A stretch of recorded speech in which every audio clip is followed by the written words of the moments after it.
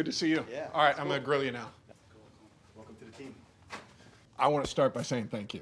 Yeah. I had the opportunity to be around you for a long time, and as much as you impacted me on the field, the impact you made as a friend and to my family is far more significant than anything we did on the field. I got you, bro. I appreciate you, man. To be the first quarterback I ever coached and to stand right next to me on the sideline for 6 years, bro, like it meant everything to me. I know how hard you worked, how much you fought for it. So right back at you, bro. I love you, and it was awesome. So I kind of wanted to start it with this 5-word mantra that you had in between your time Atlanta and becoming the Commanders head coach. You talked about having this mantra of if I get another shot. Yep. During that space, what were the things underneath that as you're repeating it in your head all the time? What were the things you wanted to do maybe similarly or different now that you got this shot with the Commanders? So it was cool because I had space to figure it out. And so I separated it into 2 buckets, on the field and off the field. And what things on the field needed to change. So looked at things such as the defense or a 4-minute offense or ways to go finish the games better. And so from a defensive standpoint, what had been once really good needed changing. And so that allowed me the space to dig in to say what has to be different the next time. And then off the field, I wanted to make sure I could learn to say, what do I need to do differently, in this next lap? Not thinking it was going to be a head coach, just, as a coach first. And I've always loved the connecting with the players and belief. And I think belief is a really strong one because sometimes I think that's even more important than knowing. Like when you have the belief to show somebody they can take it to a new space, to a new level, that's really important. So I dug in as hard as I could on development of the players. I remember reading somewhere you saying that when the Washington job came open, you were hoping that they would call. Yeah. And I'm curious to know why Washington? Why Washington? I think coming up, I grew up, in New Jersey and following the NFC East. And so I knew how tough it was here. I can certainly remember like Parcells and Gibbs and everybody else, the Cowboys and the Eagles, all the stuff coming up.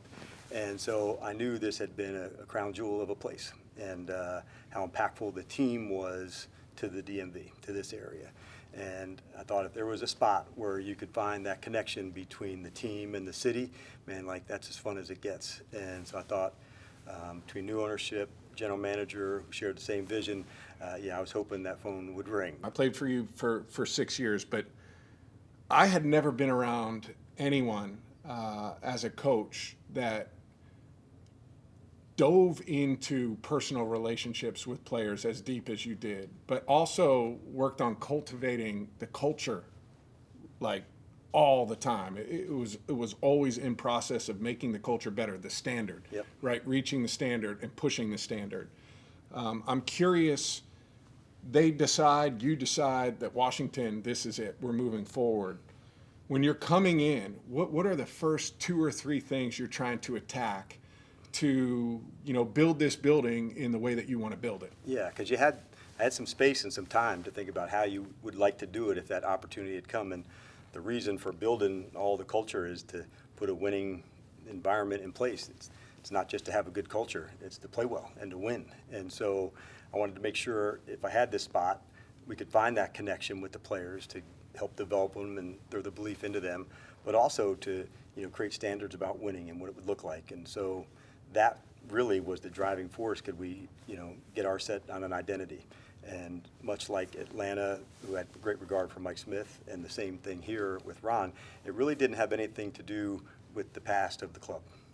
It really just had to be, this is how, we're going to do business moving forward. I don't know if you remember the story, but after your first year together with me, you said, I felt like I got traded, but I went back to the same building. Yes. And I walked away from you and I smiled. Yeah.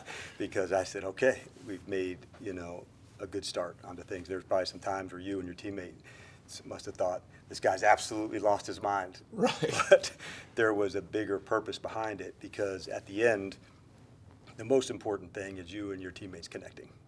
And that's what I was always trying to foster, not towards myself or towards the staff, but towards one another. And so that's the environment, the energy I wanted to create amongst the team, that they would just fight their asses off for one another. I've always loved being a part of a team. It's one of the things I enjoy most about life is like doing the really hard things with good people. I think back to that 2015 and 16 staff and the number of guys from that staff, to your credit, who are now head coaches across the league. You've got Kyle Shanahan out in San Francisco, Matt LaFleur in Green Bay, Mike McDaniels down in Miami. We've got Raheem Morris, who's back in Atlanta. Just got another one. And we've got Jeff Ulbrich, Yes. who's now the interim head coach of the New York Jets. But I look at your staff now, and you mentioned surrounding the quarterback with really knowledgeable people at that position. You've got David Blau and Tavita Pritchard and Brian Johnson. Correct. How much pride do you take in developing young coaches and seeing them kind of take their careers to a different space? It's the best, man. And so to see those guys go for it, in the very biggest way. And so that's why some of the guys who are young guys on the way up, that's good, man, because they're hustling, they're digging, they're trying to find the edge. And so those guys have that. And these are future leaders that you're going to see go on to become head coaches. And I love the hustle. I love how hard they're willing to go dig for it. And all of them are really good teachers. So we mentioned kind of the staff that you put together, but you also said, coming into it, you knew likely it was going to be a quarterback that you take at number 2. What was maybe something that Jayden said, or that, you were sitting in one of those meetings that had you kind of go, this is our guy. This is the guy that can run our organization. We had a chance to go down to LSU and spend time with him after the pro day. And so put tape on the recall of plays. Matt was like on it. Yeah. And everybody had told me about, kind of the work ethic and what that would stand for. We sat down with Brian Kelly and he'd kind of said the things, and it just kept coming back to that. And so then the last one we had was a visit here on one of the visits, where the guys can go around and see the team. So at that spot here, him wanting to go, the interview for him was over. He was, okay, what about this play? What about this play? Yeah. He was just ready to talk ball. And so I thought that was one of the coolest things in this day and age where people are really over-prepared for these interview processes. Sure. Where he lit up? Putting that tape on. Yeah. Talking ball. Yes. And so I said it was, I wouldn't say it was like an aha moment, but the interviews weren't, this squared away. Sure. Put that tape on. Yeah. Boom. Yeah. It was like the parting of the seas, man. Yeah. Like, that's my element. That's my thing. It's been really remarkable just to see the players now, their regard for him, because I'm sure you remember as a teammate, okay, he's doing good, but you were waiting to see, would that stay? Mm-hmm. And not only has it stayed, it's gotten even stronger. And Yeah. that's why guys will absolutely fight anybody for him. You don't know somebody until you're around them every day. Yep. Right? And you see the way that they work, and you don't know about them until you start to get into the games, Yep. right? And where you're really in the fire. Is there anything, that may have surprised you about, his disposition or how he is through all of that? I think first game we all didn't play well, so I'll take that one out. But it was in the second game, Matt, his second game, the first one at home. And we're in a 2-minute to go, get a chance to win it. And, man, he was smiling. Yes. And I was like, hell yes. This is what we want. Yes. And so he was absolutely ready for it, not like tight, what do you think? Man, Yeah. he was like, let's go get him. The people who have that elite trait and who in the most competitive moments are like so ready for it, whether they're smiling like Jayden was, or for you, the intensity you had for it, but it's authentic. Yeah. And you can tell when someone lives for that moment. And that's the time I was like, hell yeah. All right, so during our time together, I know you're a massive boxing fan, but I look at you guys and what you guys have done through the first 5 weeks of the season to put you at 4-1. And this isn't disrespect, but in a lot of ways, for the games of the week, you guys were the undercard for 4 weeks, 5 weeks.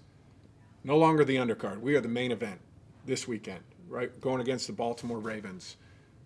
What is the messaging to the team, this week of what it's going to take to get the job done? Yeah, and I think, and you've heard me say this, and this is in very high regard of Baltimore, but they're all championship games. And if you take that approach now, we're not going to have to make something up, when that time does come, because this could be the game that has the influence that goes on later. So every time we go, we bring all we have. And so that's in Arizona or Tampa or at home or, you know, on the road up in Baltimore. That's just the attitude that we get. And so a championship game mindset means the preparation, the intensity, you know, how you go about taking care of things during the week. When you get to the game, you're not going to do things differently. There's a really good balance, like absolutely work as hard as you can, but like also have a blast doing it with the guys. Like if we're doing it right, where else would you rather be? Mm-hmm. Anybody, Anywhere. anywhere, anytime. Why was it so important for you, the one message on the wall? We've got some others, but Yep. the one main message that you're going to see on the wall for this group to buy into, why was it so important for you to have that there? I think I wanted to make sure the identity of that's competing, man, and the fighting, the mindset to go for it, to say we're not going to back down from any challenge, and when it's time to go, whether that's East Coast, West Coast, night, day, just having an attitude to go battle, and that's what Adam and I said. That's what we're looking for from as a commander, and as you know, that's an identity, and it doesn't happen in one day or talking about it. Like you got to do it, and so we were looking for a team that we said we weren't going to be for everybody. And that was okay, but the ones that are about that, like we're going to create an environment that, like, man, they're going to go really hard, but also like enjoy it, that connection like you just experienced with so many teammates who came back to watch you. There's a lot of guys here on all sides of the ball that have this intersection that's happening. We've got receivers and DBs and running backs that play on offense and cover kicks and do things together, and they want to go block for them to try to get Austin Eckler, you know, a big return. And so all hands on deck, and it's not like a country of to itself, offense and defense. It's just like this is how we play football together. And the sidelines, it's awesome, man. Like a big tackle on a kickoff now that we're covering kicks again. Like defense is like sprinting out to the field.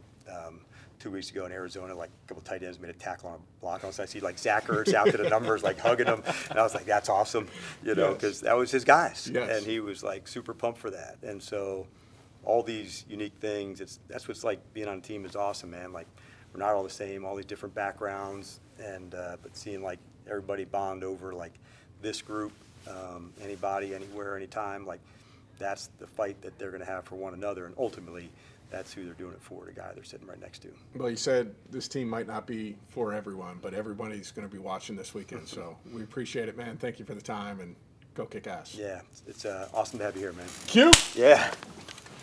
Awesome, man.